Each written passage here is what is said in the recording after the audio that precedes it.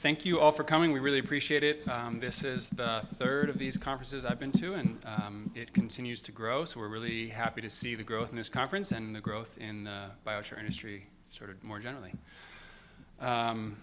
Before we get started, just want to thank our sponsors. We can't put this event on without you, so really appreciate our sponsors, many of whom are in the room. I see Suzanne is in the room, and Pyreg, and there's a lot of Biomass Energy Techniques. There's a lot of great sponsors that are helping us put this on, so we couldn't do it without you.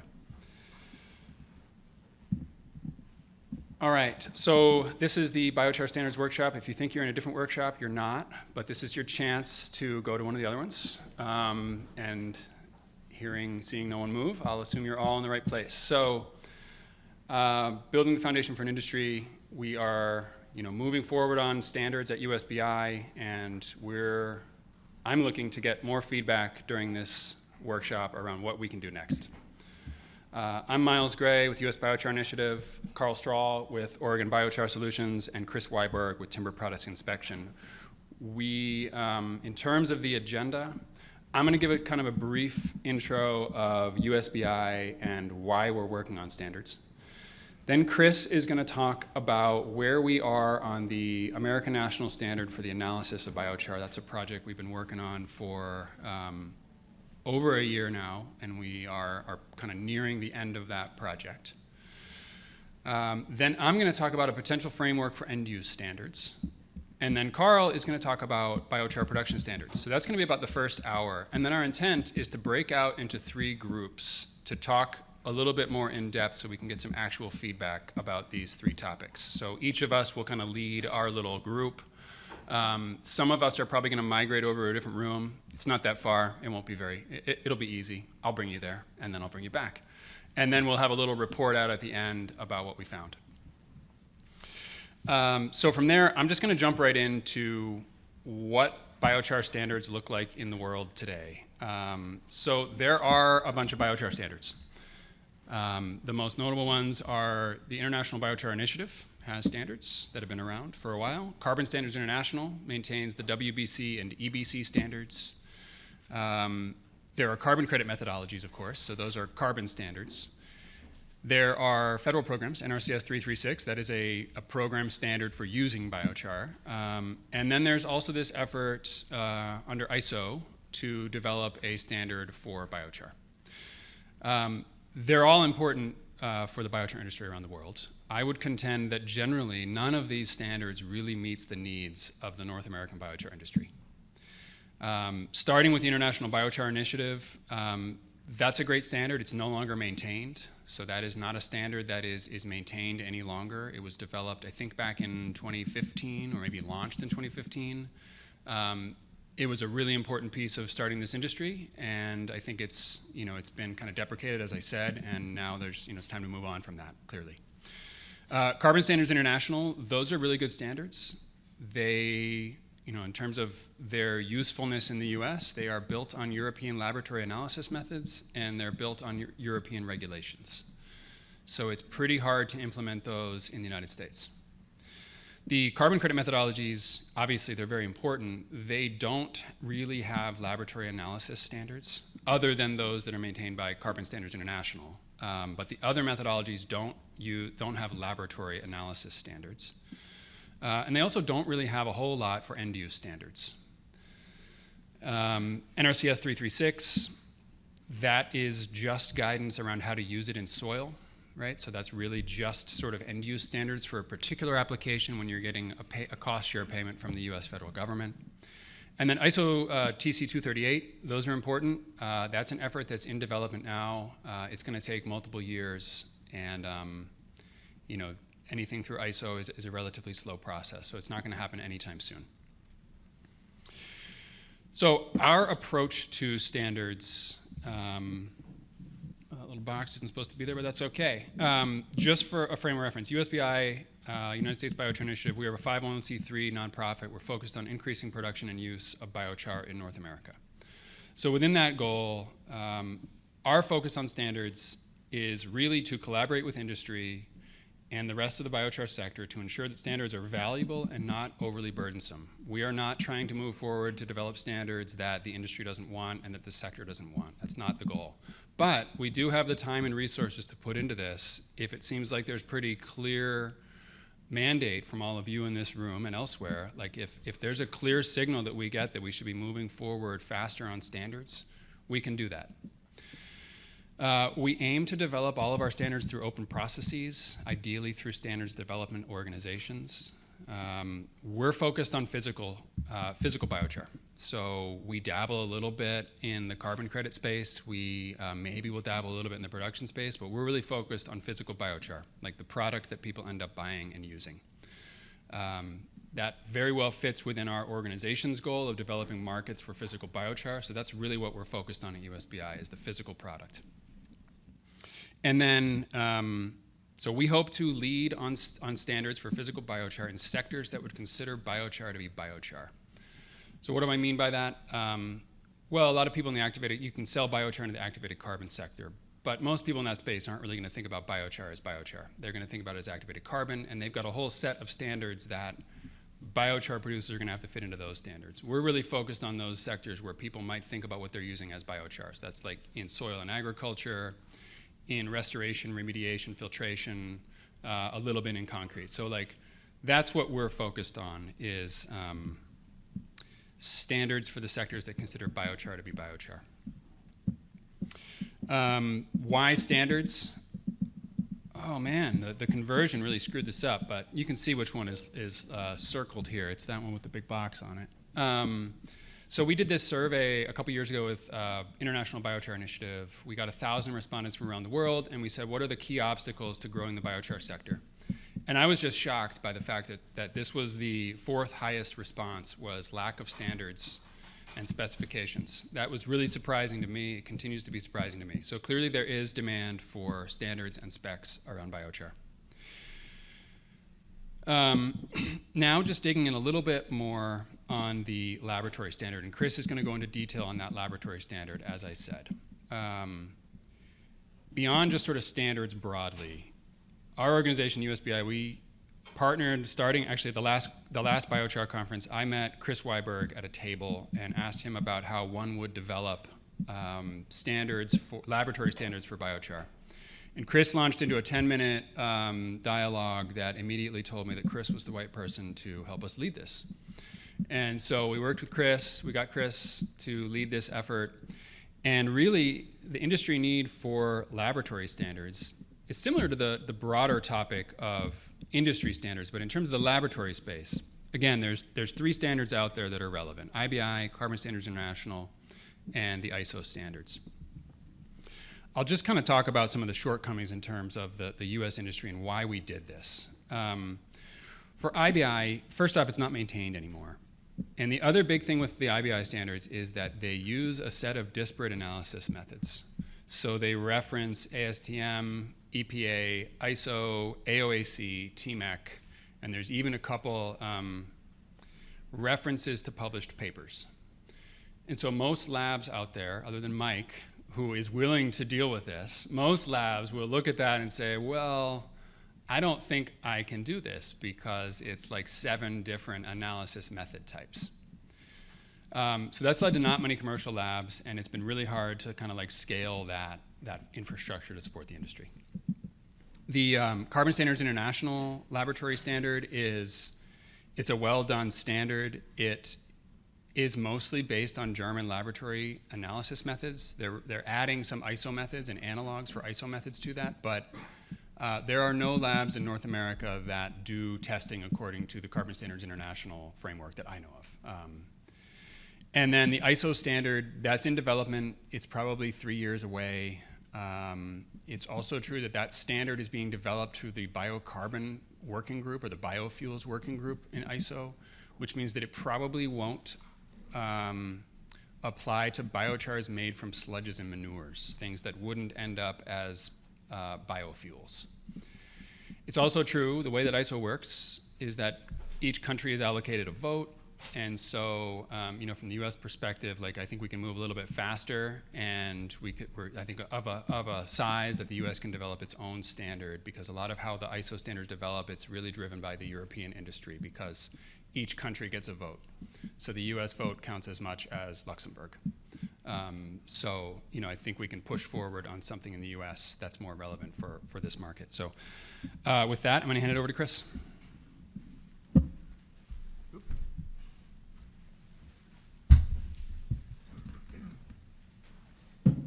Thank you, Myles. Hello, Chris Wiberg, Timber Products Inspection Biomass Energy Lab. For the last year or more, I've had the pleasure of being the project leader for the American National Standard of Biochar. With that, a lot of you will look at me and say, who is this guy? He's pretty new to the industry, really. I can imagine there's quite a few people in this room that have quite a bit more experience than me in biochar, some decades more. But I'll tell you a little bit about our background. Our company, Timber Products Inspection, we're actually very prominent in the wood products industry. We do about a third of the quality of lumber in the United States, about 75% of the treated lumber in the United States, about 90% of wood packaging materials, pallets, trusses, utility poles, wood pellets, you name it. If it's built out of wood in some fashion and has a grade behind it, our army of inspectors are out there daily confirming that these products meet building code. We began that service in about the 60s. With that, our role, myself and David Robles, our lab manager, we manage the biomass laboratory. When you're done with wood, you have residuals like sawdust and bark and even nutshells and pits and seeds and things. That all becomes secondary products, oftentimes energy products. So we run the biomass laboratory, and that includes things like thermally treated biomass. So torrefaction, steam explosion, hydrothermal carbonization, and charring have all been in our repertoire for a long time, even decades. So we are familiar with char. Myself personally, I've been in the laboratory sciences for about 30 years now. Started more so in coal and coke and transitioned to solid biofuels, which eventually transitions right back to biocarbon and biochar, and that kind of looks a lot like coal and coke again, where the methodologies aren't so different as you transition from one to the next, but there are differences that are very important. That all said, I have a standards journey as well. Back in about 2005, I was approached by the Pellet Fuels Institute to help develop a standard for wood pellets for residential heating in the country. I led that initiative, and that was the first standard that I led and brought to market. In 2007, we did the same thing with the solid biofuels industry through ISO TC 238. I chair that initiative, and now I am the project leader of this initiative, the American National Standard for Biochar. So I've got about a 20-year experience in standards development, and that's why Myles was very happy to hear about my background and what brought me here now. To reiterate a little bit about what Myles was saying, we have standards in this industry. Why not just augment them? Why not just use the IBI standard or the EBC standard? Both of those, from a laboratory's perspective, we're an ISO 17025 accredited laboratory. When people would come to us with the IBI spec and say, here, I need you to test to this, I would just say, sorry, not going to do it. And the reason was because of how unaligned all the methodologies were. I've got a table here right out of the standard. If you look through it, you'll find the charcoal methods and the TMEC methods and the AOAC methods and some solid waste methods and some research papers, as Myles described, and some that have nothing but just a reference to a style of instrumentation. For us, that was a non-starter. We can't, as an accredited lab, come up with something. We have to follow the rule book. Hats off to Mike and his team for actually putting together their best efforts to interpret all that and be able to deliver something to the industry. But one thing I could guarantee, if I did the same thing, our numbers and Mike's numbers probably wouldn't be the same. There would be differences because we just kind of had to come up with a way to do it. And that means poor alignment between laboratories. And that was one of the key issues that I was told was needing to get fixed within this industry. So poor alignment, not a lot of labs engaging. I totally understand why. EBC, definitely different. It has very good methodological alignment, but they just follow a path that's not used in the North American markets. They use iso-coal techniques, which we use ASTM techniques in North America. Subtle differences, but significant enough that there are no labs in North America that can perform those analyses. So from that perspective, you say, oh my gosh, if we're so unorganized and there's so much disparity, how do we get back on track? And I'll say, we've done it before. It's not as hard as you might think. Back in 2007, we had the exact same situation with the solid biofuel standards. What we had in North America were ASTM standards, PFI standards, and in Europe we had a whole bunch of individual countries that had their own standards. The European Union at the time was trying to develop a set of standards just to be used for the European Union, but once they were done, they forwarded them to ISO, where we created a new ISO technical committee, ISO TC 238. That became the launch pad for developing standards for that industry. That was back in 2007. Fast forward almost 20 years now, what we have through ISO TC 238 is a suite of 47 standards that are already published and have methodological alignment. What I mean by that is you start with sampling, then you've got sample preparation, then you've got a moisture test and an ash test and a carbon test and on down the line, and they all match, they all interreference each other. Labs can get behind that, labs can accredit to that, labs can be consistent with that. We don't have that in this biochar industry. We need that desperately. And so this is a huge initiative. It's global. There are about 50 countries involved. The link that you see there, if you click it, when you download the presentation later, you get to the landing page where you can look at the map and see which countries are involved. It's ongoing, and it has been for nearly 20 years now. And it includes thermally treated materials in the form of torrefaction, steam explosion, hydrothermal carbonization, and charring.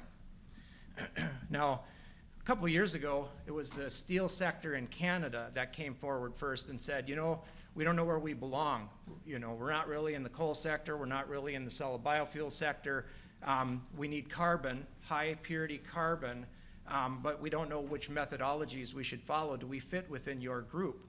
That led into a 2-year debate over which committee should even take this on. But that was about the same time that USBI reached out to us in the capacity of ISO TC 238 to say maybe we fit, maybe we don't. After a roadmap and a whole bunch of work, the scope and the title was changed of ISO TC 238 to now include solid biofuels and pyrogenic biocarbon, where pyrogenic biocarbon means biochar, biocoal, bioreductants, anything related to this type of material that is carbonaceous. So the problem with ISO, though, if this is all being done now through an ISO technical committee, so picture this, we have a global initiative to develop what we're trying to do right now through the American National Standard. Once that's published, it'll be a globally adopted initiative. We can follow suit, or we can have our own thing going on in the background. Well, our own thing means it would be harder for us to engage in commerce internationally if we've got something different going on. We don't want that. What we want is to be aligned with where they're going to end up. We just want to do it a lot faster. Through ISO, it takes years. I estimate it'll be somewhere between 1 and 4 years before that whole suite of tests really starts to gain alignment. And by 1 year, I mean, there's standards even right now that are open for systematic review where we can get in there and start making changes to. Maybe they will be done within a year. There's others that aren't open yet. There's others where methods even need to start to be developed. So it'll take a while, and ISO does not move fast. So in order to be able to get to the end game a lot quicker, that is why we developed this process. And there's some disconnects too with ISO. ISO TC 238 is for solid biofuels, which means they've got wood on the brain, they've got agricultural residues on the brain. What they don't have is biosolids, biosludges, digestates. That form of biosolid is not in their scope. So they will not be working in that capacity, whereas we can. So hence the need for the development of an American national standard for biocarbon or biochar. So how do we do this? It wasn't too hard, actually. We already had a technical committee, so through ISO TC 238, we have a working group called ES 238, working through ASABE, the American Society of Agricultural and Biological Engineers. This organization, I've worked with it for nearly 20 years now. What we did was we created a new committee. It's called X668, and we identified it as the group that would be working on a biocarbon or biochar standard. Through this committee, we were able to reach out North America wide. So this became a joint effort between Canada, the US, and Mexico. And in the end, because it's going to be funded all the way through ASABE, and they're even going to pay up front, or not ASABE, USBI. USBI has funded the project, and they have funded the use of the standard for probably about the first 3 years, I'm expecting, which means if you want a copy, you just download it. You don't have to go and buy it. So it'll be a free use standard, that's the intent. And ultimately, since we are already engaged, it's our same group that is associated with the ISO TC 238 group. It can be used by ISO TC 238 as an initial starting point for their efforts. So, and I'm engaged as a project leader in that capacity as well. So we have kind of jumped ahead, presenting it to the ISO group, so hopefully where we land is where they will land. Probably not perfectly, but a lot of similarities and closeness. That is crossing our fingers. This is a laboratory analysis standard. Its only intent is to identify how do you test X, Y, and Z. What method should I use for moisture, ash, volatiles, et cetera, et cetera. We just want to gain consistency in how those parameters are ultimately tested at laboratories. Doesn't create any grades or specifications, simply lab analysis. A little bit about the committee itself. We had, I think our roster is 48 experts of the industry. If you are on that committee, stand up, please. Okay, this is an example of who else you can talk to in the room to say they've been part of this initiative. It included laboratories, research institutions, governmental agencies, biochar producers, representation from all 3 countries, US, Mexico, and Canada. So it has been a large effort to bring us to this point. We met every other week, every Thursday for 2 weeks, or for 2 hours for a year and a little longer, I think. We took Christmas off, that was it. And some of our meetings actually went 3 hours because we just had too much on the agenda. A little bit about the process. How did we come up with the methodologies that we used? You know, first thing we had to do was identify what's going to be in the standard and what's not going to be in the standard. We couldn't capture everything. You know, you can use your imagination as to how many different end uses biochar has and is being developed for. We certainly couldn't dream and say, let's capture absolutely everything in this first standard. We kind of had to start with what are the most important things we need to make sure that we cover. That's what we're going to limit ourselves to. If we try to go much farther, it'll take twice as long, and there'll just be too much debate about getting it finally published. So we had to cut it off somewhere. Each parameter was vetted. Essentially what we did was we started with an Excel spreadsheet and said, what does IBI use? What does EBC use? What does ISO got on the table? Who else is using whatever else? Vet all those different methodologies and come to a consensus within that group to say, we're going to select this method for moisture, for example. We did that for every parameter that's in that standard. Each one was selected. In some cases, in a lot of cases, the methods are listed just as they are. So an example for moisture content, ISO 18134-1, and it's a should, not a shall. This is not dictating how testing is done. It's basically saying through this initiative, we recommend this method. If there's something about the method that is like the laboratories could get this backwards or something wrong, needs a little guidance to help gain consistency, that language is included in the standard. So we have added guidance. The methods that we cover, proximate ultimate analysis, physical test parameters, permanence assessments, environmental methodologies, and general agricultural analysis. These are essentially the core categories that are included. We've tried to stick to ISO and EPA as much as possible. It's not exclusive. In some cases, we go beyond that. But ultimately, the reason we want to try and stay in 2 general categories is for that methodological alignment we talked about. we start pulling on too many different ASTMs or AOACs, et cetera, we get right back to where we began. We did encounter a couple of unexpected issues.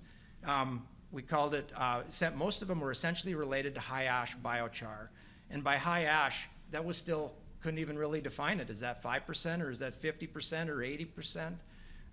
It really comes down to, as soon as the ash starts going up, the potential for these problems increases, and sometimes dramatically. But as an example, when we would try to do a fixed carbon calculation and came up with a negative number, you know something's not right. When you go to do an oxygen calculation and you end up with a negative number, something's not right. Well, they weren't that hard to figure out what was wrong.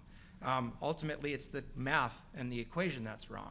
And by that I say, well, if I say oxygen is by difference, 100 minus carbon, hydrogen, nitrogen, oxygen, sulfur, and ash, I know that I can't count anything twice, right? But if my inorganic carbon is in my ash and it's also part of my total carbon concentration, I've just added it twice. For sure I can end up with a negative number if there's enough carbon in there, inorganic carbon. So we've got alternate equations to account for that, for both fixed carbon and for oxygen. So definitely trying to sidestep some landmines and avert some issues. We added a few tables here. These are tables that identify very specific parameters that are included. It does not cover everything that's in the new standard, but it gives you a snapshot of what's there.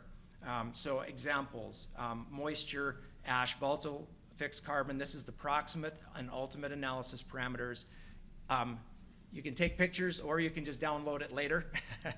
But these are the methods that are specifically listed in the standard. Some of the key points, 105 degrees centigrade is what's used for the total moisture determination. And that's with it, I'll acknowledge that there is a debate out there whether 150 might be better. I'll say this is an ongoing evaluation.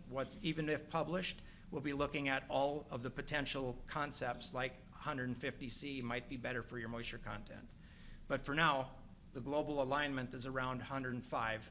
And so until we have good reason and all of our ducks in a row, we don't want to propose that the world change to a different set point in this regard. We are going to go a lower ashing number, so 550 instead of the higher 750s. Reason for that is if you're ashing at a higher temperature, you're going to actually dispel some of your inorganic material. So you're going to underrepresent your ash, and going at 550, you'll preserve your inorganic carbon in your ash, which means you can actually directly analyze it. Permanence. So of course there's the H to C org. There's random reflectance that's referenced in some standards. They're both included. We've included the calculations to make sure they're actually written somewhere. The nature of it is we're not promoting one over the other.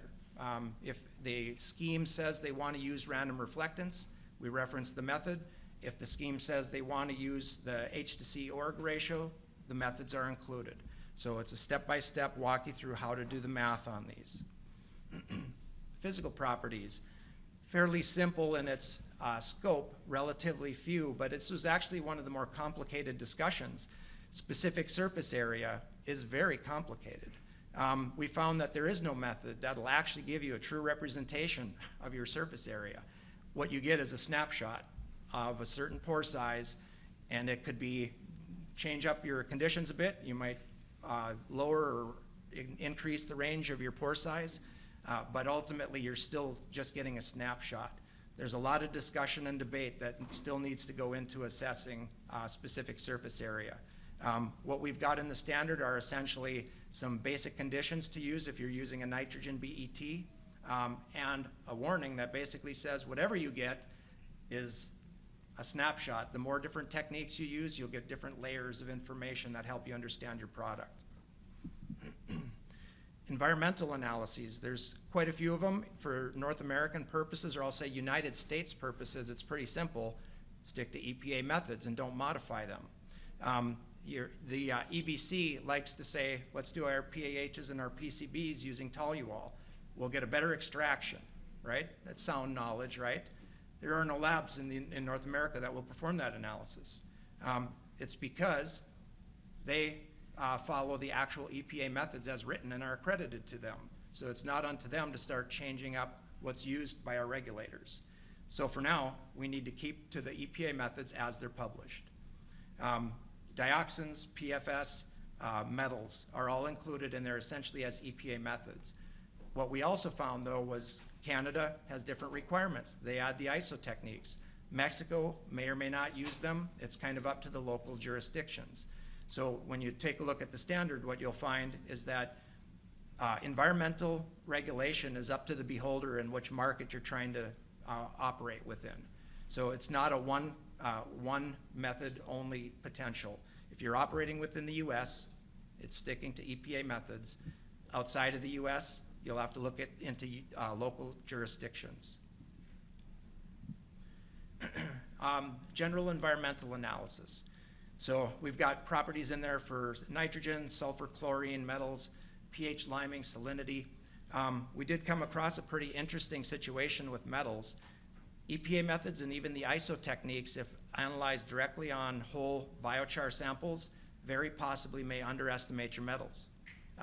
Sometimes they'll get a good digest, other times they won't. It's not a 100% certainty.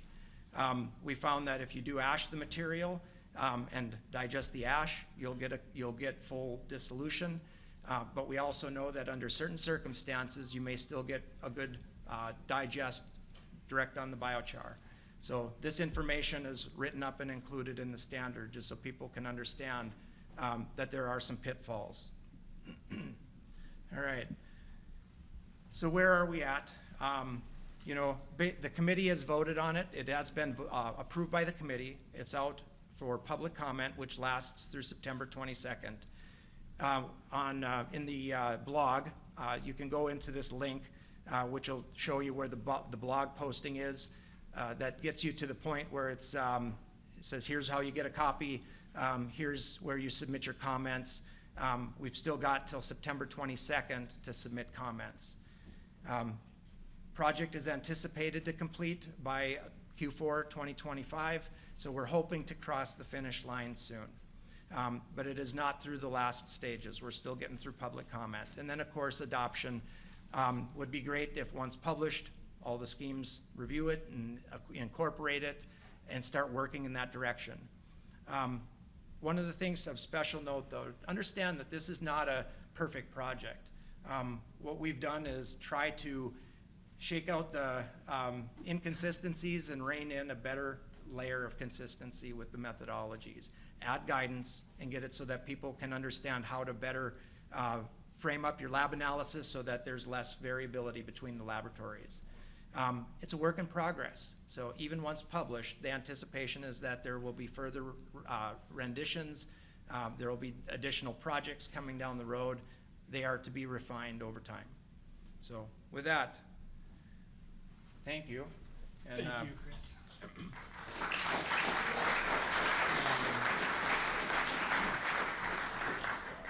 Great. So as I mentioned before, if you want to talk about that laboratory standard piece, please follow Chris during the breakout discussion session. We'll kind of move through these presentations, and then we'll break out into those three groups. So Chris will be leading on the laboratory piece of it.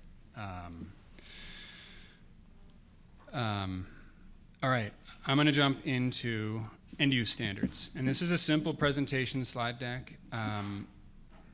Mostly what I'm trying to do here is to understand from all of you whether or not and how aggressively our organization, United States Biochar Initiative, should be really pushing forward on end-use standards. So as Chris described, we've developed these laboratory analysis standards. We did that both because we knew those standards were needed, but also because it's fairly easy to move forward on a laboratory analysis standard. It's a lot easier than an end-use standard. There's no winners and losers, really, in laboratory standards.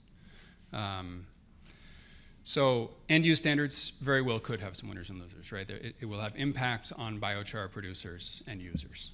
And there's also more cost to them.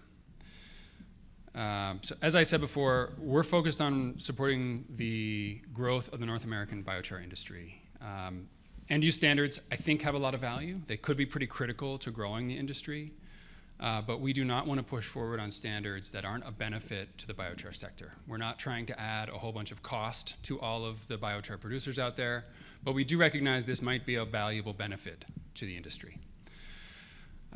We have the time and the resources to advance these standards if there's very clear support that we should be doing that.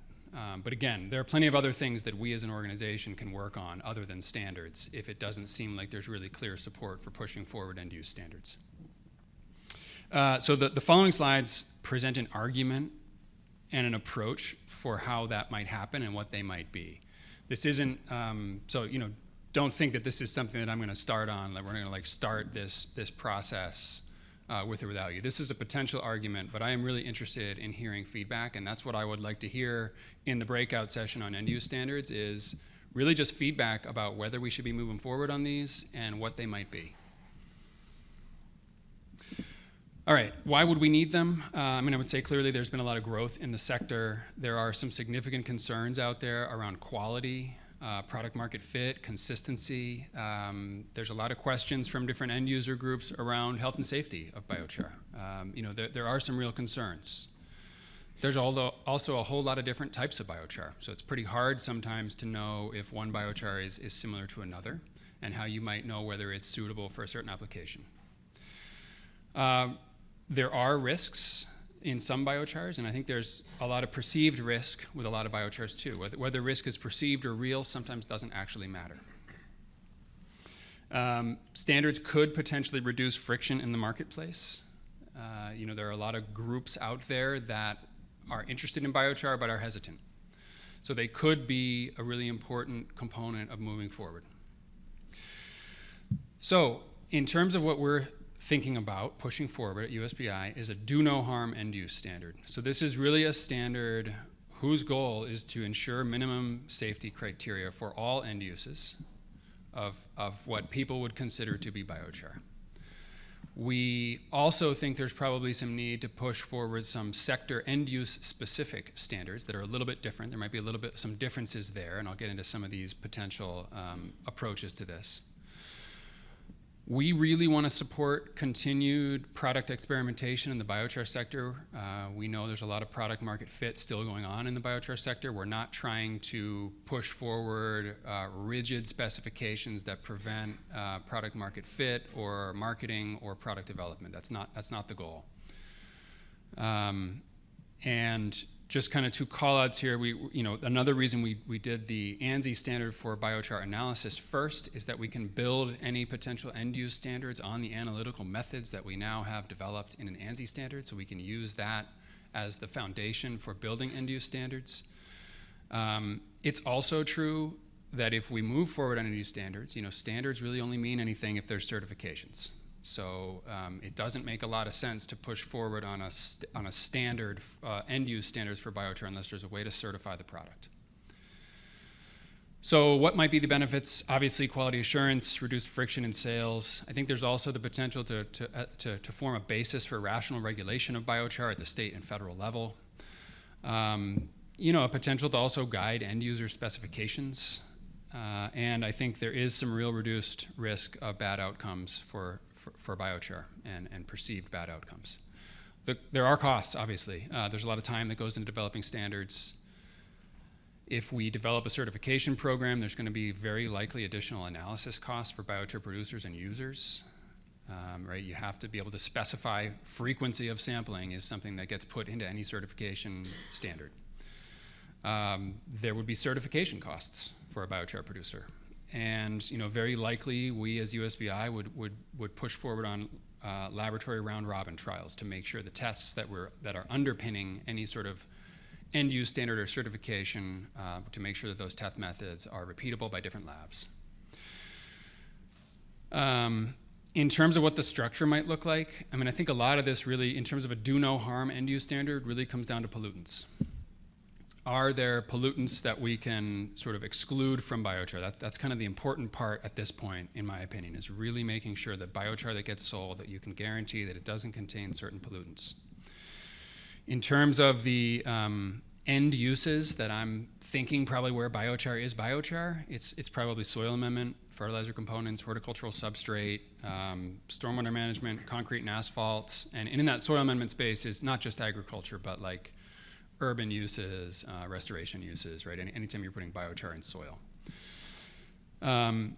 As I said, we would leave out the other end uses that really don't consider biochar to be biochar. We're not going to be trying to make an activated carbon standard for biochar. We might, as an organization behind the scenes, be engaging with the activated carbon sector to make sure that biogenic, pyrogenic biocarbon is acceptable in activated carbon standards, but we're not going to be pushing forward a USBI standard for using biochar in water filtration.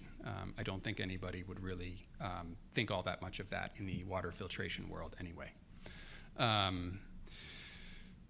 So in terms of parameters, just as I said, this is just a potential approach that this direction could go, but what are some of the key parameters that we might consider? I think the organic pollutants are pretty clear. PAHs, PCBs, PCDDs and Fs, and PFAS. Those are all things that people care about, and certainly want to make sure that biochar isn't being sold that contains any of those.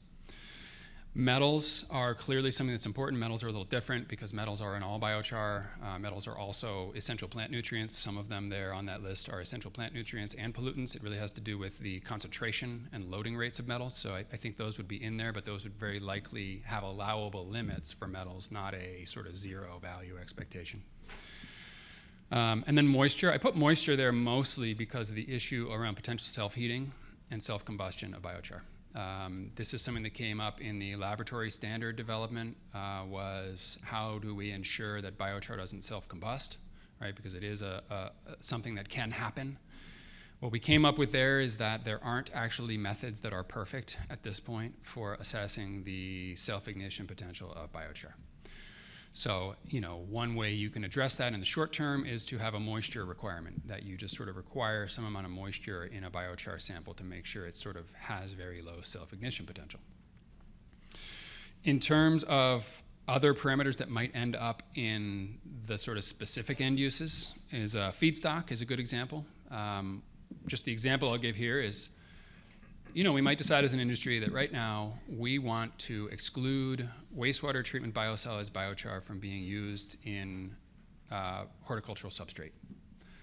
I don't have like a firm opinion one way or the other on that necessarily, but I could see there being a strong case that now might not be the time to be pushing a biosolids-based biochar into being allowed as a horticultural substrate, just because of human health risks. But I don't think there's any reason it can't be used in concrete.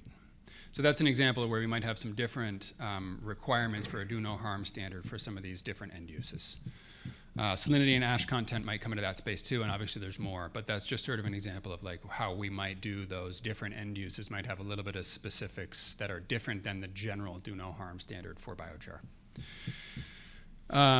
In terms of how we would develop this, obviously start with existing state and federal regulations. I think that is the obvious starting point, is to figure out what state and federal regulatory bodies currently require in terms of allowable pollutant concentrations. And then, clearly we would work with the biochar sector to understand if there's any additional requirements that would end up in there. Now, sampling and certification. As I said, this is where the cost comes in to the biochar sector. If we push forward on this, there are obviously costs associated with additional sampling and certification. As I said, we're not trying to push this forward unless there's really clear support that there would be interest in actually using a certification program, because standards are only really that meaningful if there is a certification behind it. If there's not, I'm not sure what the real value is for just having an end use, a do no harm end use standard, if there's not fairly strong certification behind it. But obviously that's going to add cost and things like minimum sampling requirements, feedstock change requirements, et cetera, lot sizes, and how often you sample. So that would clearly be in there. And as I said, if you're interested in talking about this more, I will be leading the end use standards breakout group. Really interested to hear your feedback. And as I said, we can put a lot into this if it makes sense, and if it's something that is really something that the biochar sector actually wants. We can also do things like coordinate round robin trials, advocate for standards that can be embedded in end-use market guidance. We do a lot of that work in terms of like developing guidance. We're working on a stormwater manual right now, And we can put that type of language in those manuals that we develop. And then we can lead development of a certification scheme. So all things that are certainly on the table, but we're not trying to push this unless it's valuable. So with that, I'll hand it over to Karl.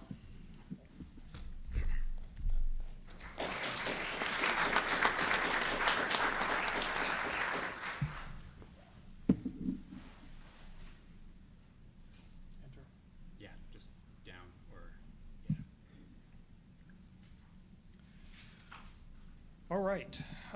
So over the last 2 years, US Biochar Coalition has been working on a end-use standard for biochar, or I'm sorry, not end-use, on a production standard for biochar.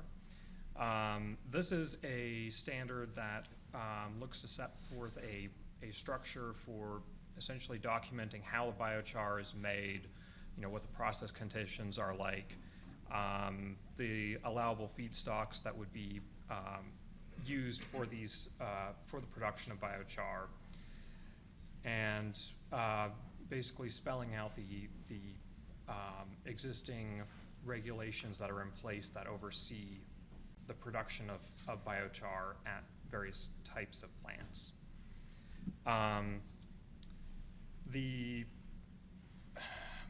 The benefits of having this kind of a standard is that it helps give credibility to the industry as a whole, showcasing that the facilities are operating under a well-regulated environment.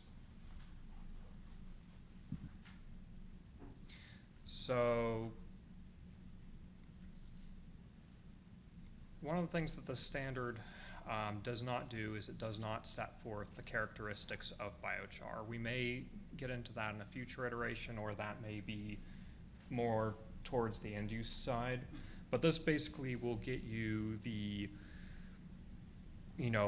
how this was processed, what temperatures did it reach, what the atmospheric concentrations were in the reactor that was produced in. And it also will deal with both, the stationary facilities, small, large, as well as mobile production units. Covers a wide range of different feedstocks that are usable in the biochar industry for various applications. And it also will provide a little bit of technical clarity on what constitutes biochar production and kind of the regulatory environment that it has to operate under. A lot of what we've looked at in developing the standard is, what already exists there in both legislation and regulations. So Clean Air Act, EPA, OSHA standards, NFPA, fire explosion risks. And by integrating into this existing framework of laws and regulations that we have in the US, it'll help, kind of serve as your baseline compliance framework for the purposes of operating a plant. And this can be especially beneficial to people who are just kind of getting into the industry and don't really have a clear idea of where you have to go for getting all the information to do a due diligence on creating a new product or a new project.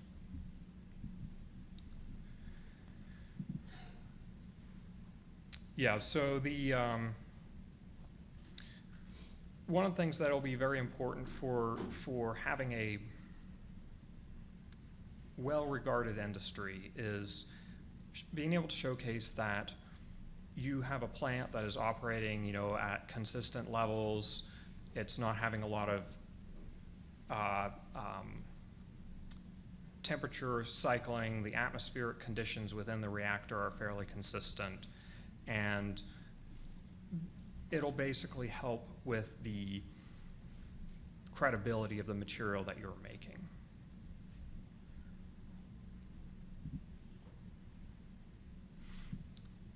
Under the standard, we also cover the basic emission control and other environmental factors that are required to build a facility, and it kind of gathers all of that into one document.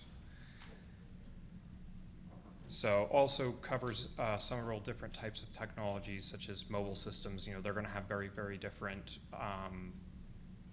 operational concerns from, say, a fixed location, especially if you're using, you know, a facility that reaches fairly high temperatures. If you're out working in a forested environment, you're going to have increased scrutiny over how you are operating. You're also going to have a lot of additional safety factors in place. You're going to have mobile water tankers, that kind of thing on standby. So the benefits of the standard, clarity and consistency is something that has been somewhat lacking in this industry. Credibility and market trust. When we're out talking to customers, they need to know exactly what conditions these biochar products are made out under, because for certain end-use applications, you know, they're looking for feedstocks that have reached a minimum temperature threshold, and having a standard certification on your product that showcases the temperature, the oxygen content or lack of oxygen, and other process parameters that your biochar has gone through is really going to help some of the end users make a decision on what type of product they need. On the operational efficiency, having process control and monitoring guidelines can really help showcase the plant's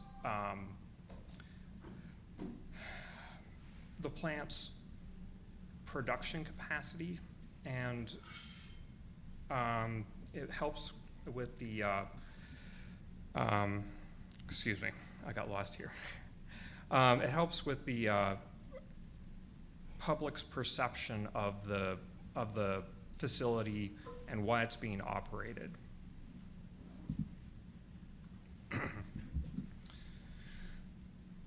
One of the things that we have to do on a daily basis is talk to local, state, and federal regulators about the biochar industry. And a lot of questions that we have got when we've gone and met with regulatory people as well as elected officials is what standards are in place for the biochar industry.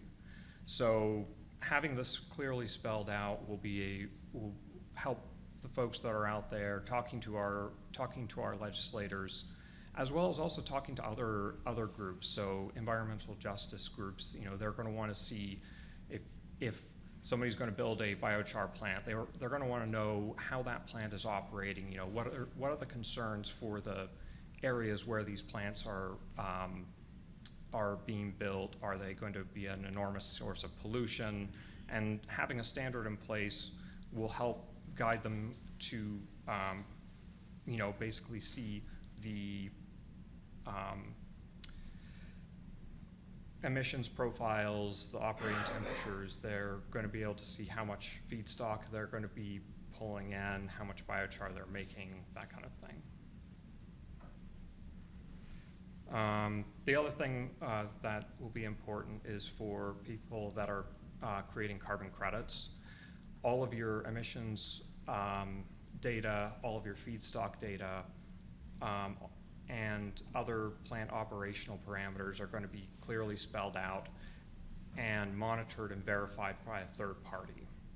A lot of facilities already have to go through this process, but this will spell it out in a way that is very easily translatable over to various MRV platforms.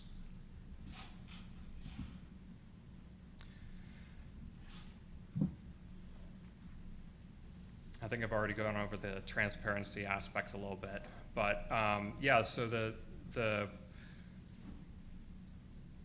the transparency and confidence in process volume are two of the things that I think will be very beneficial for producers.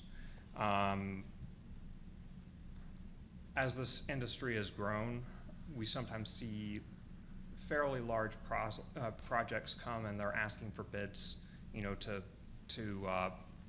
buy biochar.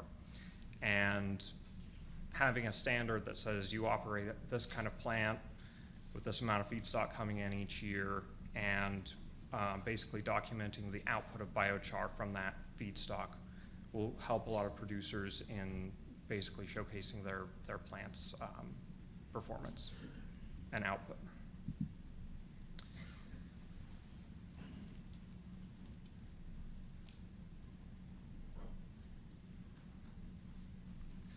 As this biochar industry has grown, we've seen a lot of new technology enter the space. And this standard is technology agnostic. And it's also going to be open to new technologies that will come out in the future. So it helps lay out the foundation for this industry going forward, has plenty of room for updates, and helps the industry as a whole come out of kind of this niche startup market and into a much more professionalized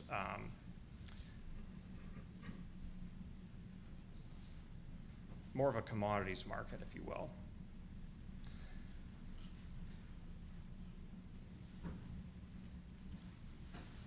It also will help, again, with showing our environmental stewardship. And that's it.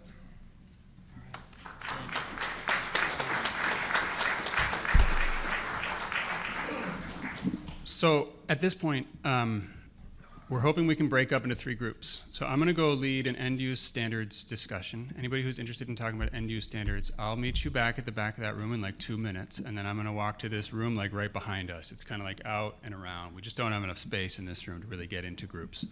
If you'd like to talk about laboratory analysis standards, I want you to stay here and talk to Chris and Mike. And if you want to talk about production standards, you're also going to be coming with me to that room over there, but you'll be talking to Karl. And then we'd like to come back in here. Again, if you don't really want to spend time talking in depth about standards, no hard feelings at all, and I won't take it personally. I know standards are technical for a lot of people. So, but if you do want to keep talking about it, I think all 3 of us would really appreciate any insight you can provide. So, as I said, if you want to go talk about production standards and end-use standards, you're going to be in that other room. It's kind of like right behind us over here.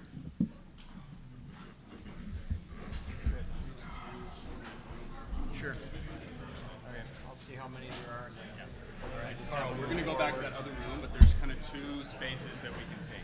Yeah, okay. In going after this boogeyman because of all the feedback we are. And alternately, if we do persist, why are we not testing for plutonium? Because that is similarly an almost impossible contaminant to find. Yeah. So I guess in this case, and jump in whenever you feel compelled, but so Mike. Excuse me. Would Yes. you mind repeating the question? We're doing a record, so every time anybody has a question, please. Okay. Sure. Yeah. All right. I'll repeat it. Specifically, we have a requirement for polychlorinated dibenzodioxins and polychlorinated dibenzofurans, which are very bad actors metabolically. And yet, that material really doesn't occur in any reasonable biochar that we've matured to in the marketplace. The concern is from incinerator ash, municipal solid waste incinerators. And so why do we persist in measuring, looking for this really scourge, which puts a real cloud over the industry? And it relates in a broader sense, do we want to be persisting, measuring, and chasing down things that we're never seeing? Because it's just an arbitrary expense. All right. Thank you for the question, Hugh. And assume it's been recorded through the mic there. Okay, good. Before we answer, I'd just like to introduce Mike Galloway with Control Labs. Was not a presenter today, but Mike was very instrumental in the development of the American National Standard. And of course, he's the most recognized lab in the overall biochar space. So I would say we've got him up here now for questions and answers, general discussion. So if you want to say a quick hi. hello. Well, so I don't actually really have a deep knowledge on the dioxin side of things, but this was actually one of the challenges faced with our group is, well, you know, we were working on the methodologies to be used, but we weren't really having the task of setting the guidelines, you know, so we're not the certifying body, so we're not making, you know, standards in that way in terms of pass and fail yet. But I totally agree, and you know, we also had a very huge task. You know, we were covering a very large spectrum, and we couldn't drill down as far on all the different topics as we wanted to. So I wanted to bring up, you know, is there a way that we can call this out, or, you know, at least have kind of like what Karl was talking about, production standards. If you can document certain things about your practices, your feedstocks, your practices and things, can you get a waiver, or no one has to do the dioxins testing? Because it's a specialty line of testing. It's very expensive to do. So it's real significant for a lab like us, like, because we're not going to do dioxin testing ourselves in-house. And then if that becomes part of the menu and we have to subcontract it out, we're subcontracting more value than what we're actually doing in-house, which is actually a really risky proposition for labs when, you know, people don't pay their bills and all. So yeah, so I love hearing what you're saying, because I would like to have it not be something that needed to be monitored, or at least very few people would have to do it. So maybe more research needs to be put into what conditions could lead to the formation of dioxins. I can answer that quickly. That science is extremely well defined by the municipal solid waste incineration industry. The literature's there, and we are living out an absolute shortcut many years ago by some researchers at Washington State, who basically said we did a metadata search of literature and couldn't find dioxin and biochar in the same article. But we found it in municipal solid waste ash, so let's go there. Yeah. So it's really just, I mean, it was a sleight of hand that is living on, and we don't have a way of undoing it at this point. Yeah. So, well, maybe I won't lead the discussion astray from other things. Are there other questions that people want to have covered? Yeah, I'll mention one thing on the biochar, specifically on the dioxins. And, you know, the reason it's in there for the most part is because we get asked to test for it. And when we get asked to run that test, you want to know what method it is supposed to be run per. And so it is in the American National Standard, just simply out of the fact that people still ask for that test. At some point, if all of the schemes just do not include it, then we can drop it, you know, when people are no longer asking for it. So that's the main reason it's in there, not because we feel it should be, but just because it's part of that cluster of environmental parameters that's still on the table. So it's not there because we want it to be. And I don't know if I've seen a hit of dioxin. So, all right. Hugh passed me the mic, so I'll say something, but it seems like if you have that in the parameters, people that are auditing and looking at your project are going to ask for that parameter, right? So it's possibly, sort of not necessarily. Yeah. The problem. Well, if you're a regulator and you're enforcing not low risk, then you ask for everything. Okay. Let me So I don't know to what extent people have seen the standard. It's been out now for 30 plus days. I think the comment period on the 22nd of September would be 45. So it's been in the blog, the link's there. If you want a copy, you can get a copy, you can read it. How many have seen an actual copy of the American National Standard? Okay, so not too many. I don't know to what extent people want to see it, so I did put up a copy just to be able to scroll through it as any time would require that.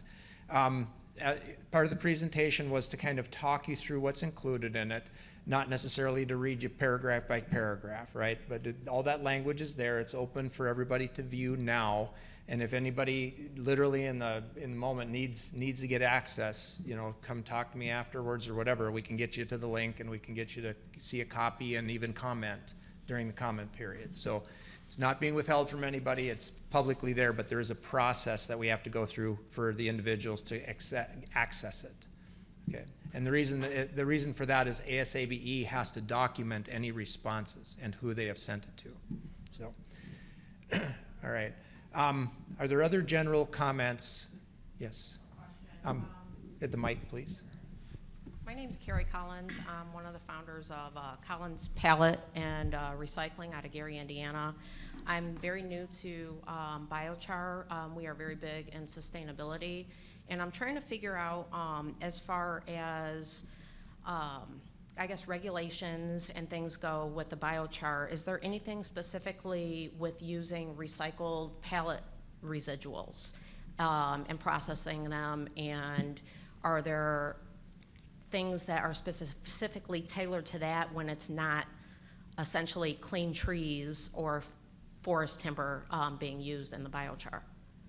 All right. First, I'm going to look to Mike to know if you know of anything specific. No, I don't. Okay. So I'll talk about it more in general. So pallets are something that's also used in the wood pellet sector. And we do have the scenario where people making pellets out of pallets have the potential for whatever was on that pallet to be also in the pellet. So the same thing goes for biochar production. So the idea that there isn't a risk, it's definitely, there could be something, but at the same time, we make biochar out of sludges and biosolids and digestates and all kinds of other things. The pyrolysis process itself can chemically change certain organic materials that would be potentially present. Metals would be maybe the exception. So if, for example, the pallets themselves, maybe they're Cheper-Paco pallets, blue paint, red paint, you know, it's like there's other things that might get in there that add certain metals to much higher concentrations. So when you do your metals testing, you might find you have an exceedance of a metal. So the inorganics are probably the bigger risk, but you know, it kind of comes down to the specific end product and what specification would be required. So we also find chlorine goes up quite a bit with pallet materials, and just general use, and it's definitely much higher than baseline wood. So, yes. Hello, I'm Faiza from University of Colorado, Colorado Springs. So I've been researching solid fuels for more than 10 years now, and I started with coal as you did. Okay. You mentioned in the beginning, and I started, and then I switched to like getting energy from biomass, and then biochar finally. But then I always find to characterize biochar more difficult than like characterizing coal and other things, because like for coal it's just like you can categorize it, it's very well defined. You can categorize it with the ash content, with the moisture content, lignite, bituminous and stuff like that. But it's just like related to all those kind of well-defined parameters. But for biochar, when you just like try to put like some standards to characterize it, I am thinking to consider also the production method of the biochar itself, like if it is like pyrolysis, if it's hydrochar, hydrothermal carbonization, even if it's just like pyrolysis, if it is like fast heating rate, slow heating rate, because you were mentioning about like 50 degrees C for ashing, but then if you produce your biochar with like fast pyrolysis at high temperatures in a like nitrogen environment, for example, then you may end up with a like more step burn carbon to burn.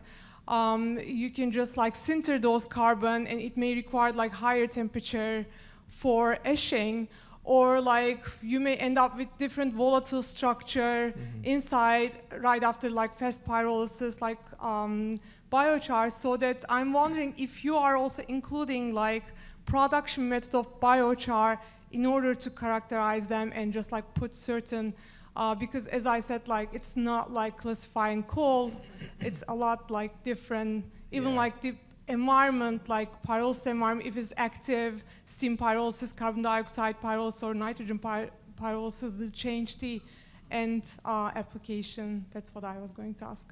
Yeah, so you know the testing, the American National Standard itself identifies techniques regardless of the technology used. So it does not specifically say fast pyrolysis or low temperature or any specific conditions. It's essentially, if you have a char and you want it tested, here are the methods that are recommended.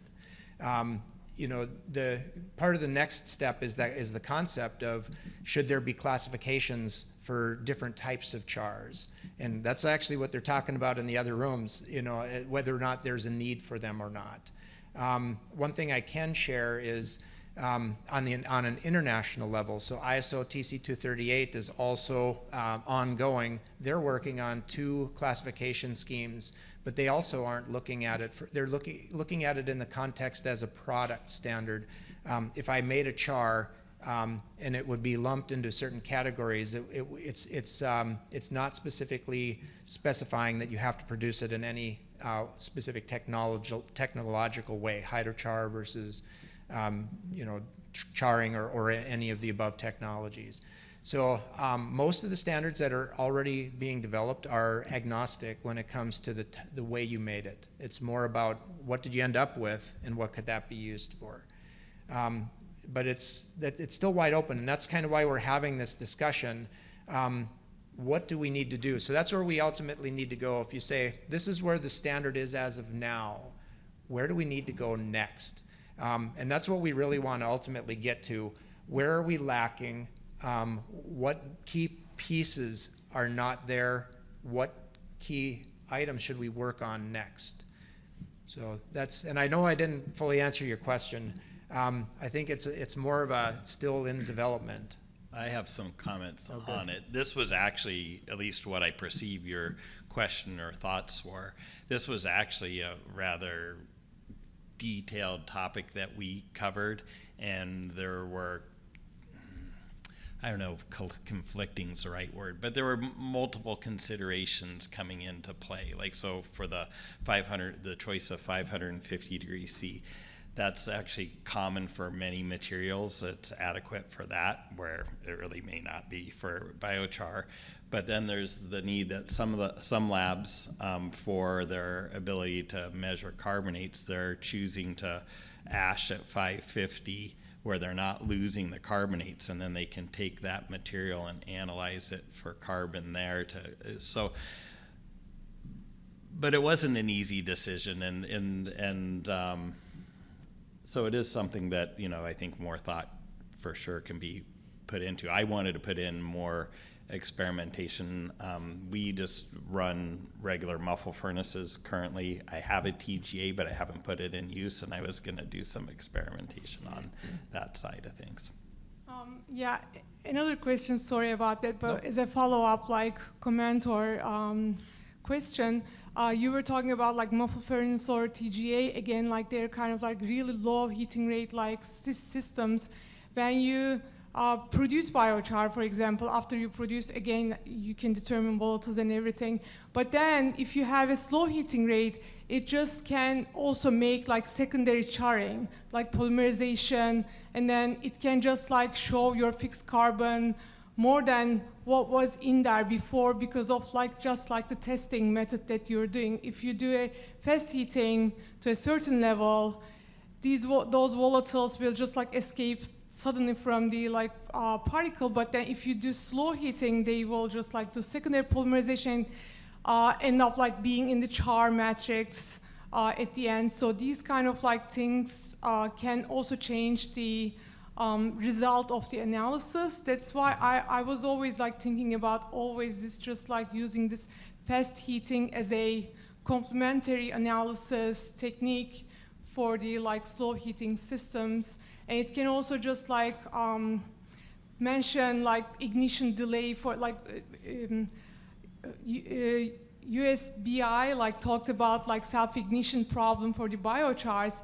And then we can just like define ignition delays and like combustion times and all those like things with the like cinematographic analysis of the like particle burning.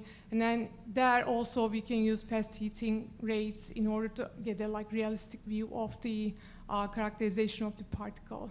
It was just like a follow-up comment. Okay. So, Chris, I need to compliment your group, a huge amount of work, and I felt your treatment of specific surface area, BET nitrogen, was superb in its inability to commit to anything other than ambiguity. Where does absorption go in this characterization scheme if we've gotten rid of SSA or acknowledged its shortcomings? Have we written absorption out of biochar's set of properties? Because it doesn't seem to be getting much bandwidth. Yeah. So is that what's next? I would hope.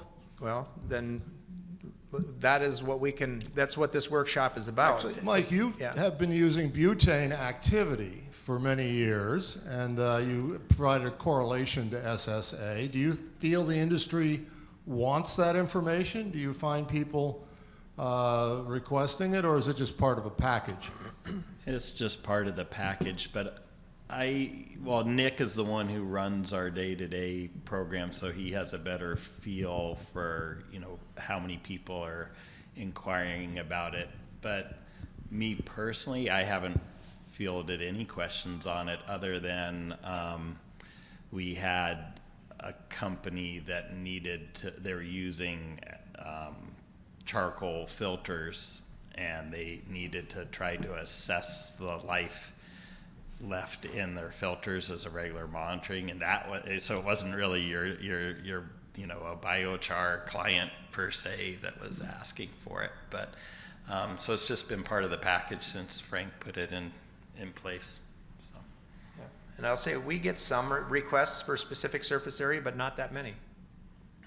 Barring a few people that seem to have a desire for the data, and we've shared with them our assessment of what it means or the lack thereof. And I don't have anything better to convey to them. And so to Hugh's point, so if you get to the specific surface area component of the document, essentially what it says is, it's a snapshot of information, but it does very little to truly characterize the surface area of your product. So an N2 BET surface area is great for assessing the mesopores, the middle range pores. It doesn't do micropores, it doesn't do mesopores. And you get this number that people seem to think, woohoo, I've got a good number or a bad number. Well, you may not know your numbers at all from the standpoint of you didn't characterize, you might have a char totally loaded with micropores and you didn't classify any of them. And so there's other techniques that can expand the width or do it at a different temperature if you do carbon dioxide, for example. But all these different alterations that you might do only give you another little snapshot. And so in the end, you still just have little pictures that tell you some things about your product, and you still don't really know how to use that information effectively. Hugh has described techniques for using challenge gases, and in very specific circumstances could be the right approach. We don't know. All we know is we needed to include specific surface area into the document because there's enough people that seem to want it. But what they don't understand is how limited the information is that they actually get. And so we wanted to include it, but with all kinds of red flags and caveats, and at least start with a consistent way of degassing and drying before you begin. And hopefully that at least reins in some of the issues with that test. Some of our scientists on the panel didn't want it in there at all. He's pointing to Brian right back there. So, this was the topic we spent the most time on, in my opinion. Yeah, of all topics, that one took up the most amount of time for any one parameter. Thank you for all this work. This is incredible. I'm thinking about your question, what next, what come? Yeah. I'm interested in standards about biochar going into graphene. Was there any discussion, any beginning topics or talk about that? So no, and one of the main reasons is there's the Advanced Carbon Council, for example, that works on higher uses, activated charcoal. We're trying not to overlap with what other industry sectors are championing. We're not going to claim that we know graphene. We're not going to claim that we know activated carbon better than the Activated Carbon Council would. So that's the thing, is we got to be a little careful on what we try to do. And I've had discussions with that group, you know, just outlining what we've been working on. And when I tell them that we're not touching it, they're like, okay, good. You know, we don't want to start throwing conflicts up with other industry sectors that are kind of in parallel with us. So we haven't been talking about graphene, but very specifically for that reason. Okay, sorry. Jeremy Hill. I'll be hounding a lot of you, so just get used to that. My question is, I work with phytoremediation primarily, and so we're looking at the disbursement of contaminants within the biomass, how it transitions through different plants. Like, for instance, at University of Ghent, we partner with them. They discovered that the PFA is actually mobilized in different climate zones and soil types within the biomass. My question is, for you, have you looked at any correlation between the biomass testing that we do of the material before we pyrolyze it to correlate where we can more efficiently address, we see these contaminants within the biomass. As we're testing, these are the tests that I would recommend you address, because this is the area of highest opportunity for contaminations or issues within the char itself. Just to give people more direction, because a lot of people are saying, well, I don't even know what I'm looking for. So I'm trying to help them with that, but then facilitate as they're introducing it into biochar, like the EPA recommends. They don't know what they're looking for in the char either, and they don't know how their process affects what's volatilized versus what actually is within the char itself. So there's a lot of those issues where, has there been any conversations about addressing that, kind of bridging the gap of what is in the raw biomass to the pyrolyzed material? Yeah. Well, I didn't quite get your opening introduction there. Did you say you were with fire remediation? Is that what you said? Phyto, so Phyto. using plants to Got it. remediate Phytoremediation. contaminants. Okay, got it. Yeah. So, I mean, the answer is no to the idea, have we done correlations? No, we have not. So the concept then is, you know, if we do dioxins in the char, did we do dioxins in the feedstock material, something like that? No, we have not. This initiative didn't take that type of action. What we did was we said if we wanted to do dioxins, we've identified the method you use. That's really the limit to what we're doing. There's definitely all kinds of correlations that would be the next steps in studies and things like that. But to that very specific question, it was outside of our scope. But there's work that labs can do, so that's, so like we do compost testing, for instance, and we most of the testing that we do is on the finished compost, but we have a certain select group of composters that'll test their feedstocks. So you could have the same thing in biochar, and we do some feedstock testing. I don't think anybody's had those particular concerns in mind, but we could even make char, so you could provide feedstocks and we can make char from it in the laboratory scale and then do testing. So that type of work can be done, but it's not anything that's covered under, yeah. I appreciate that, thank you. Brian.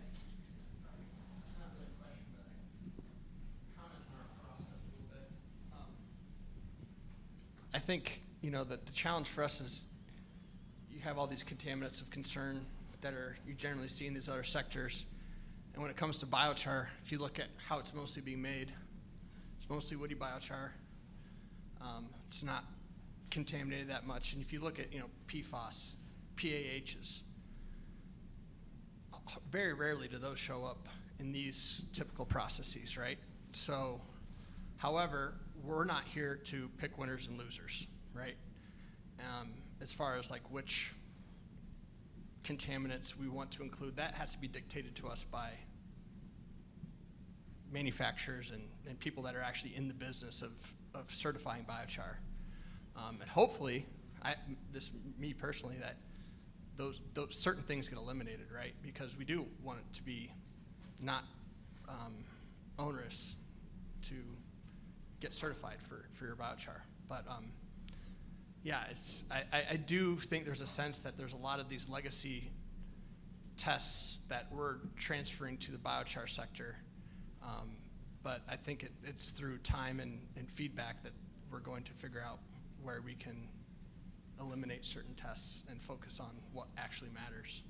So, because like even me personally, like pH is a common one. Yes, it's more possibility of seeing those things, particularly if you're working with fast pyrolysis, for example. But I do think there's some things that just maybe have trickled over from coke and coal. But that's my comment there, I guess, is that certain contaminants just don't really seem to make sense, but we continue to include them until somebody tells us, you know, Yeah, it's it's been safe 2 to omit. years and no one's requested a single dioxin test, right? So that's my comment. Thanks. All right. Are there general questions? All right, so I have a question back for Hugh. Yeah. So, yeah. So, you know, when it comes to specific surface area,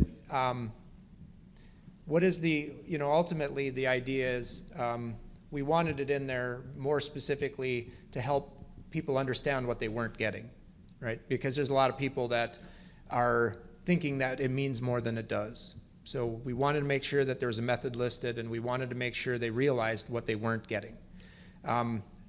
You and I have had conversations about other techniques and challenge gases and butane activity and all kinds of different things. My question to you is there something else that should be in there? Well, I think the issue is basically biochar is finding itself being used in applications that activated carbon historically has been the only material that could have any impact. It's a little bit like plastics replacing metal in cars. We're finding out it does even better in many cases. To the extent that activated carbon is essentially optimized for absorption, we need to have some way of measuring the extent that that property is transferred or present in a biochar sample. And so that drives you immediately to the activated carbon standards, which drives you simultaneously to the 150 degrees C drying temperature, because that's the temperature necessary to get absorbed moisture out of activated carbon. So it's problematic because these tests, frankly, BET, Bronner, Emmett, and Teller, of hydrogen bomb fame, for those of you that are historic buffs, stated that this method is not appropriate for microporous solids. Yeah.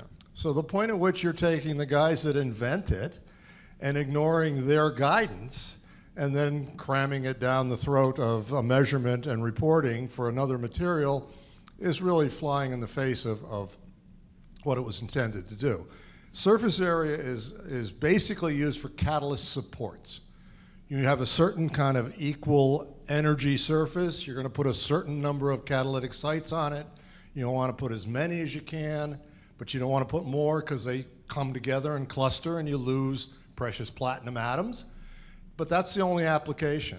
There isn't really a good definition of a microporous surface because it's too convoluted. It's like, what's the surface of the lake on a windy day, with all these waves and droplets and everything flying around? So you've got a problem that you've kind of pressed the answer onto a method that really was never designed to give you back the answer. I would go back to butane activity. It's a very simple test. There are other challenge gas tests that you can do, but they all give you basically what percentage of activated carbon type performance do you get per unit weight of this stuff. And the other thing that's difficult to gauge is what is the role of absorption in the biochar in its application. You know, in stormwater, it's everything, because frankly, that's what's taking the oil and grease and all the other stuff out of the stormwater. In soil, it's less significant, except in toxicity reduction applications where there's legacy biocides. So Yeah, you got to, you have to kind of pick your poison, but frankly, the poison they picked was really a bad one way back in the day. I can get into the history of where we ended up in 2012 with the first set of standards, and it wasn't anything near the kind of rigor that you guys are finally bringing to bear. So the one thing I would really say that makes me optimistic is you're finally admitting that you need to not only revisit, but you need 3 years from now to come back again and do some of this filtering if we're not being expected to do it. And, we don't have to waste our time monitoring something that's not consequential. If the literature comes forward with a new property in biochar that does a new magical transformation, gosh, if you have this combination of CEC and anion exchange and it sucks up PFASs and things like that, we're going to be in that business big time. And I would doubt that you're doing cation exchange capacity in any regularity, but it could be the only game in town for PFAS. All right. Cation exchange capacity, it's an interesting topic. We did discuss it for inclusion. The main reason that we didn't was it was pretty subjective as to what the numbers meant and whether a laboratory test would be reliable in soils. It is notorious for evolving over time, because as soon as you take the biochar and expose it to air, it starts oxidizing these edge change and makes more carboxylic acid groups, which are cation exchange. So it's a moving target. Yeah. All right. So if there's something further to work on, it sounds like surface area assessments of some nature could be improved upon. Cation exchange capacity, and I am sorry, I did not catch your name initially. My name is Faisal. All right, so are you recommending a test that is not included that we should be considering deeper? Yeah, for the self-ignition, for example, I was thinking of including ignition delay tests, where we can just understand the ignition day and what temperature the ignition starts. It can be supported by TGA experiments, but it will be a slow heating experiment, but it can be complemented with the fast heating rate experiments where we can add a cinematography details to show the sequence of how the particles evolve when they're heated, and how they look like, if they swell, if they shrink, whatever it is, and then the time where onset of the heating to the ignition, the time would be, and also it's just if the biochar is used for energy production, if the torrefied biomass is used for energy production, co-fired with coal, for example, to match the combustion times, water combustion time, and char combustion, you end up with char, and then the burning time of char needs to be matched with the coal burning time in order to have a synergistic effect, so that those cinematographic details can be added to the characterization of biochar. Okay. That's what I suggested, yeah. All right. So we did talk about auto-ignition in the standard discussion, and we didn't include that mainly because we couldn't find a method that we could readily include. There was a self-heating standard under solid biofuels, the same ISO TC 238 group, but we didn't have any direct knowledge as to how it would equate to biochar. And so there is a method available for review, but because it was just kind of beyond our scope to be able to dig that deep, so it was not included. But it was identified as of pretty high importance, and it's one of Myles's side projects where he's out there. I introduced him to Anders Lonemark. He's the working group 7 convener with ISO TC 238, who led the development of the auto-ignition standard for solid biofuels. So, and we will be talking about that standard as it pertains to biocarbon in Japan in October. So this is actually something that's ongoing, and we know that there is a need. So I feel that you were actually more interested in the ignition temperature, whether it was self-heating hazard or not, though, right? You were saying characterize the ignition temperature of the material. Not just the temperature and also the time, like Yeah. with respect to the heating, and it can have a like influence on the like self-heating too. Like it's just like you are manipulating particle to heat up to simulate the self-heating. You can kind of like get an inference from those kind of like testing to the self-ignition. And for the biofuel self-ignition, there will be a lot of like volatiles included, so that I think self-ignition testing of the biochar more resembles in a way to coal maybe, because it's just like including more fixed carbon as in the coal rather than as in the biofuel, which will have like more volatiles and pose a potential risk for self-ignition at a higher potential maybe. That's what I thought. All right. So, Do you want me to yeah. demystify self-heating? if you'd like. Okay. This is demystifying self-heating. It wasn't on the mic before. Yeah, it's not on the mic. Okay. Self-heating in biochar. Every biochar ever made has a reaction with oxygen the first time it encounters oxygen.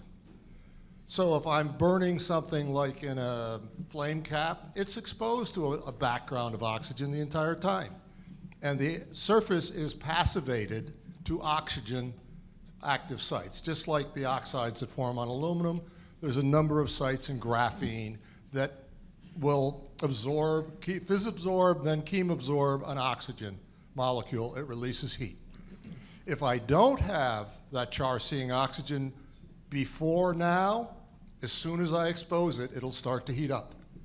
The transition from that self-heating due to oxidation can lead to an ignition of volatiles, and that's the leap that has to occur to then start having open combustion. So we had an anecdotal example of this where the char was made, they sprayed water on it as it came out of an anoxic pyrolysis thing. They put the super sacks on the truck, they drove the truck down Highway 99, the water evaporated off, the oxygen got to the char for the very first time, and they burst into flames, driving down the highway of Highway 99. So it's actually a very standard two-stage reaction. If you passivate the char to oxygen, it doesn't matter how many volatiles you have. If you don't have any volatiles, it's highly unlikely that it'll make it all the way to combusting directly, because it would have to leap from oxidation heating to char gasification, which is a very much higher temperature. But that's really the key. Get the oxygen in under a controlled environment, passivate your char. Some people leave the sacks outside for 2 weeks in the rain, and it does the job. But that is really what's going on 99% of the time. There's some pathological ones that I'm sure out there, but frankly, it's not that elusive as long as you ask yourself, has it ever seen oxygen? Now, I had a colleague that bought a bag, super sack of biochar. It came in a super sack that had a plastic liner inside of it. So he didn't know what was happening. He opened it up. He bagged off a couple of cubic 40-liter bags for him, put the bags in his trunk, took them back to his house, put the bags in the back of his garage, and got up at midnight with his garage on fire. So that's the first time that char had ever seen air, and those bags were just enough mass to start heating themselves up, and away it went because it had the volatiles. And away went the garage. All right. Thank you, Hugh.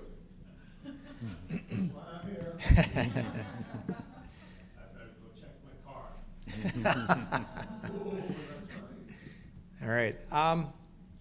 What else do we need to cover? I'm assuming that just very soon, insurance.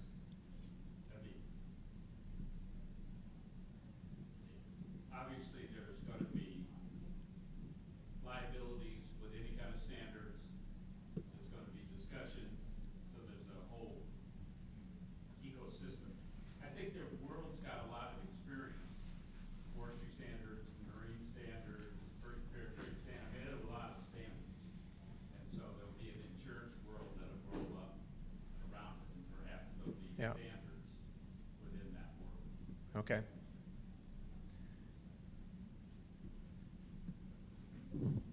All right. We didn't get that one on the mic. All right.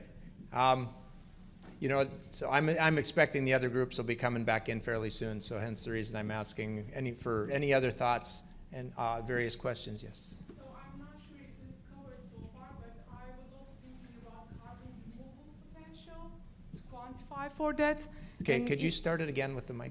So I was thinking about, like, I don't know if it is covered so far, but I was thinking about carbon removal potential of the biochar to quantify for that in future, if there's any incentive or something for farmers or like people that will use biochar, they can just like quantify their biochar for its carbon removal potential. And their study is going on in Europe about this, but maybe it can also be covered in this one too. Does anybody know specifically a test method or a methodology that could be incorporated for something like that? No, I might be. I think it's permanence. I think she's talking about permanence metric. Yeah, it's permanence, and like there's like there are different methods like fixed carbon to oxygen ratio, hydrogen ratio, and permanence. They're kind of like metrics that you can quantify for that. Yeah, but I mean, if there's a like certain number that people can evaluate for their biochar, it can be a like basis for future maybe incentives. Well, that is discussed in the standard. So we have the section on the carbon, hydrogen, nitrogen, oxygen, and the ratios. So we covered that. So, you know, but I actually didn't know if it was the best idea to break into totally separate groups, because I feel like a lot of these topics that the other group, they really kind of all fit together. So we're just part of the puzzle. You know, we're deciding on how to do the tests. So, like, for me personally, I'm not a biochar expert yet, really, but I'm very experienced in the lab, and I can take something that someone tells me and figure out the best way to actually, you know, execute those tests. But then there's, you know, people that need to decide, well, what's important to them, and then standards need to be put in place. You know, it all needs to come together, together. So it'd be interesting to see what the other group came up with. But yeah.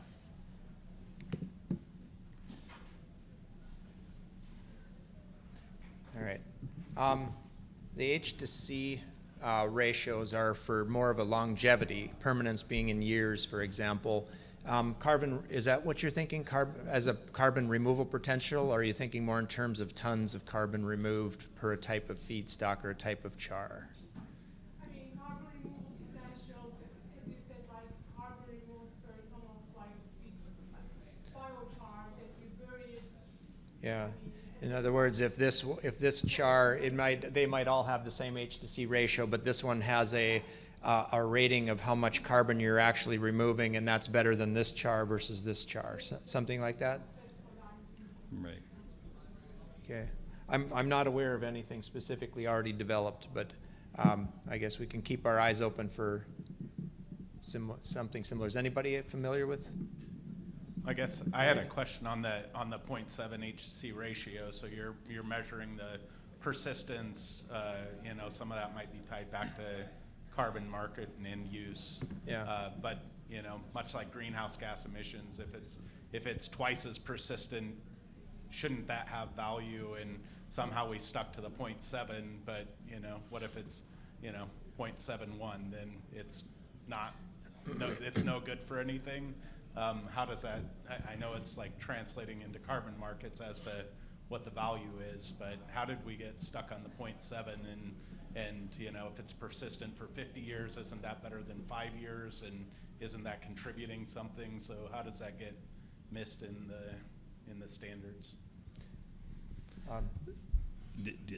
I don't have anything great to say to it. I'll start by saying we didn't come up with the 0.7. The reason that it's in the standard is because there are many schemes that keep asking for H to C ratios, and we don't have a real good guidance that even tells you how to calculate it. We needed a document that actually says here is how you calculate an H to C ratio and do the tests to actually get inorganic carbon, organic carbon, you know, your total carbon and hydrogen. These are all parameters that you have to get an H to C ratio and then calculating it correctly. So we wanted to make sure there was a document that was very clear about how to get all the pieces and do the math. That's what the standard is for here. Now, whether you get a 0.2 or a 0.7 or a 1.4 or, you know, whatever the range is, the schemes are using those numbers for something. We are only providing the means of doing the laboratory assessment. Now, ISO TC 238 is currently working on specifications and classes. France has actually developed a scheme where they have subdivided it into lower, you know, 0.2s versus 0.5s and 0.7s, whatever. So there are projects in the works that don't just stick with litmus test pass fail 0.7 or above or below and you're okay or not okay. I'm anticipating that there will be more to the H to C ratio. They're also, though, abandoning the H to C ratio, feeling that random reflectance is a far better measure of permanence. I don't know about that, if that's true. I think it's debatable on both sides, or we'll get to those discussions. But I don't think it's going to be a standard 0.7 across the board going forward. I think future standards that will be written will be subdividing that number tighter. Yeah, some are moving to 0.5 already from the certification carbon market side of things, depending on what your use is. So it's likely to definitely shift. Okay. All right. Any other subcategories of permanence? We haven't really talked that much about permanence yet. Well, we also have the fixed carbon, right?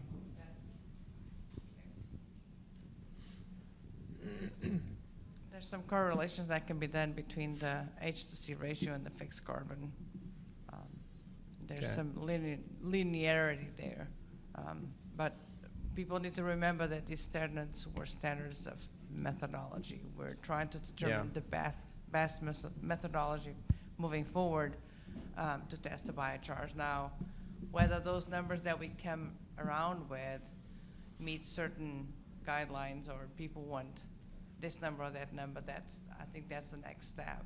But right now, we're trying to find the best methods moving forward, and then those numbers need to be judged. We can't go like less than 0.5 is good or bad.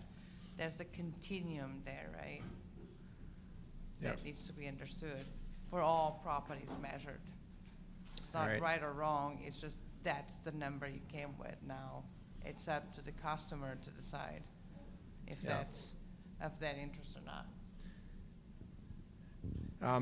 A separate metric that is being developed by Germany, this was part of the EBC standard, but it's conductivity of the char itself. Through IBI standards, there's a reference to conductivity, but what it really refers to is salinity, salt content, chlorine content. In this case, there's been we've received quite a few just kind of comments about the idea of determining the conductivity of the char itself. And EBC, Eurofins in Germany have come up with a technique. They've actually just proposed it through ISO TC 238 as a new work item proposal. And we'll be hearing about it really for the first time in Japan in October. Does anybody think about the conductivity of the char as being something significant and useful? Because that's not something we really get any comments from. Unless you're making it into a battery, right? So yeah. Yeah, I actually haven't looked into that. I was aware of it, and then I hadn't looked into it. But I think we have the equipment to do it because it's. I mean, I'm assuming I have the equipment for it. Where corrosion of soils, you do conductivity of the soils. So I think it's probably going to be the same sort of equipment to do it. But I don't know how you apply that knowledge to any sort of advice. So.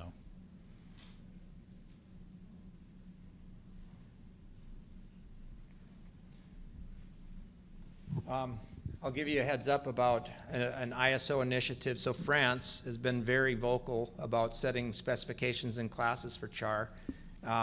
They are trying to create like the t-shirt tag label. You know, if I look at the back of my shirt, I could probably find what it's made out of. They want that on all chars. And then it actually includes specific surface area, and it includes the conductivity of the char, and it includes, and it's like, there's a lot of things on there that nobody really tests regularly. Why would we need to know them on all chars? You know, and we're actually going to be debating this particular proposal in Japan in a couple months. Any thoughts? I saw one hand already. Yeah, okay. me. Yes. I mean, from a cation absorption perspective, it might be quite interesting to have conductivity to just get a sense of, you know, percentage of exchange sites that are kind of already taken up.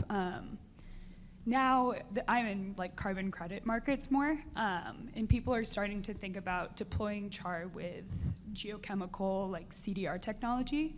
So while it sounds a little bit, you know, maybe this is maybe 5 steps ahead, it actually is quite useful to have kind of a read on the percentage of sites that are already taken up before you deploy it with, you know, a bunch of cations from feedstocks or other things like that. So I'd be interested in learning more about how they're kind of calculating that and kind of the output metric that they give you from that test. Okay. If you want to see the proposal, come talk to me afterwards. I'll give you a copy of it. Perfect. I just happened to have it with me. We don't currently have the actual equipment because there's a compression side of things, so you have to be able to measure various levels of compression and measure. So we have the equipment for the conductivity side, but not that. But anyway, it'd be interesting to look more into it for sure. And we're about at time, so if there's probably time for about one more question or anything, and then we're about at 2:30. So I just want to give everyone a heads up. All right. Anybody from the audience have a specific comment or question? Not really super specific. What's the best way to get a hold of you guys if, say, we're in the field or something comes up where we're curious about testing, like future testing opportunities or things that we're seeing that like in the markets themselves? Is it better to go through the ASABE or to go through USBI or? I think we both have business cards. one. Yeah, yeah. Usually how that works. Yeah. Anyone else? Thank you, gentlemen. All right. Thank you. Really thank you all for your feedback. This is important for us. It helps guide our work going forward.